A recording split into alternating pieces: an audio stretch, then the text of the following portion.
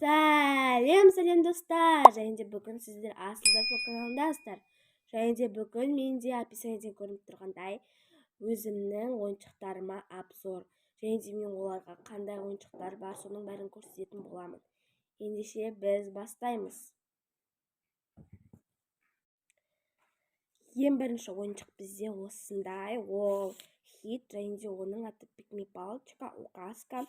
Осындай үлкен, және де оның сары және де жасыл қосылған түрі. Осындай менің бірінші ойыншығым.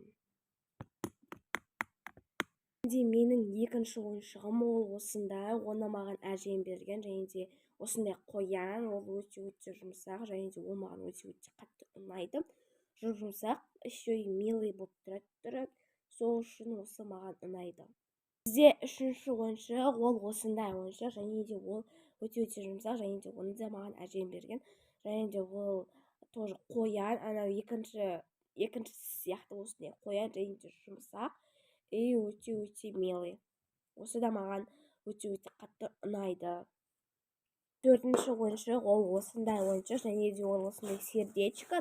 Ол өте прям күшті и жұмсақ, маған прям ұнайды. Осы істегенде жұмсақтығы көрініп тұрады. Осындай мына жері көк, мына жері сары, өте әдемі және де жұмсақ. И оны ұйықтайтын кезде құшақтап жатуға болады, потому что ол өте жұмсақ. Бесінші ойыншық, ол бізде осындай ойыншық, және де ол менен бұрыннан бері келатыр, ол 5-6 вообще 7 жыл болып қалған шығар, потому что оны бізге кішкентай кезімізде алып берген, бірақ ешқай жерін істемеген, просто беттері ғана сызылып қалған.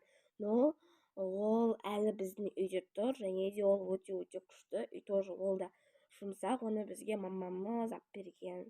Осындай күшті ойыншық, және де оны мен бұрында атын жібек деп қойғам. Атын мен білмеймін, жібек деп қойдым. Осындай киім киіп алған. Фиолетовый. Осындай күшті.